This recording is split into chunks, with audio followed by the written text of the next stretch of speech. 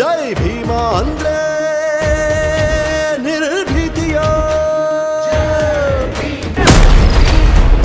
ಅಂಬೇಡ್ಕರ್ ಮೂರ್ತಿ ಸ್ಥಾಪನೆಗೆ ಎಸ್ಆರ್ ನವಲಿ ಹಿರೇಮಠ ಭರವಸೆ.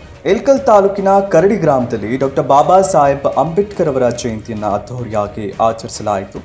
ಸಮಾಜ ಸೇವಕ ಎಸ್ಆರ್ ನವಲಿ ಹಿರೇಮಠ ಅವರು ಅಂಬೇಡ್ಕರ್ ಭಾವಚಿತ್ರಕ್ಕೆ ಪುಷ್ಪನಮನ ಸಲ್ಲಿಸಿದರು.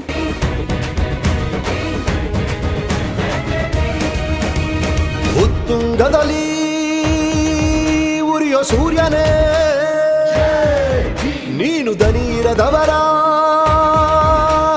ಧೈರ್ಯವೋ.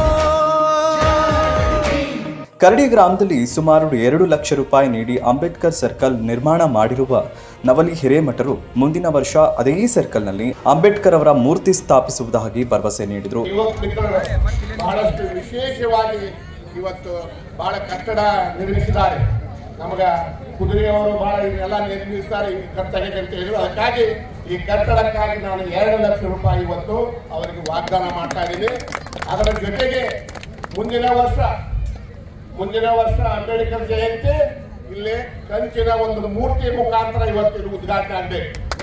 ಆ ಮೂರ್ತಿಯ ಏನೇ ಇರಲಿ ಆ ಸೇವೆಯನ್ನು ನಾನು ಮಾಡ್ತಂತ ನಿಮ್ಮ ಸಂದರ್ಭದಲ್ಲಿ ಹೇಳಿ ಮುಂದಿನ ಅಂಬೇಡ್ಕರ್ ಜನ್ಮದಿನದ ಜಯಂತಿಯ ಸಂದರ್ಭದಲ್ಲಿ ಇಲ್ಲಿ ಮೂರ್ತಿ ನಿರ್ಮಾಣ ಮಾಡಿ ರಾಜ್ಯ ಮಟ್ಟದ ನಾಯಕರನ್ನು ಕರೆಸಿ ಉದ್ಘಾಟನೆ ಮಾಡೋಣ ಅಂತ ಸಂದರ್ಭದಲ್ಲಿ ಹೇಳಿ. ಅದರ ಜೊತೆಗೆ ನಮ್ಮೆಲ್ಲ ಯುವಕ ಮಿತ್ರರಿಗೆ ನಾವಲ್ಲಿ ಕಿವಿ ಮಾತು ಹೇಳ್ತೀವಿ.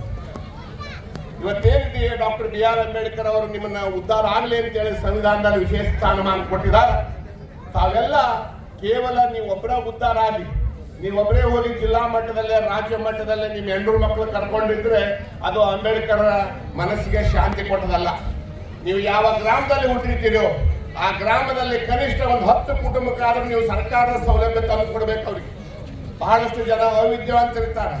ಸರ್ಕಾರದ ಸವಲತ್ತುಗಳು ಇವತ್ತು ಮುಟ್ಲಾರ್ದ ಹೋಗ್ತಾ ಇದಾವ.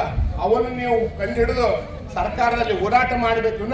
ಯಾವುದೇ ರಾಜಕೀಯ ವ್ಯಕ್ತಿಗಳಿಗೆ ಅಲ್ಲೇ. ಇನ್ನು ಇದೇ ಸಂದರ್ಭದಲ್ಲಿ ಮಲ್ಲು ಗೌಡರ್, ಬಸ್ಸು ಕುದರಿ, ಸಂಗಪ್ಪ ಚೆಲುವಾದಿ, ರಮೇಶ್ ಗೌಡರ್, ಮರಿಗೌಡ, ಮಹಂತೇಶ್ ಪಾಟೀಲ್, ನಿಂಗನಗೌಡ, ಜಾಲಿಹಾಳ, ಕಂಟೆಪ್ಪ ಹೊಸಮನಿ, ಹಳ್ಳಪ್ಪ ಗಾಂಜಿ, ಕರಡಪ್ಪ ಭಜಂತ್ರಿ, ಮಹಂತೇಶ್ ಪೂಪರ್, ರಮೇಶ್ ವಾಲಿಕರ್, ಶರಣಪ್ಪ, ಬಸ್ಸು ಗೌಂಡ್ರಿ ಸೇರಿದಂತೆ ಗ್ರಾಮಸ್ಥರು ಪಾಲ್ಗೊಂಡಿದ್ದರು. ಇನ್ನಷ್ಟು ಅಪ್ಡೇಟ್ಗಳಿಗಾಗಿ ಫಾಲೋ ಮಾಡಿ ವಿಜಯ ಧ್ವನಿ ನ್ಯೂಸ್.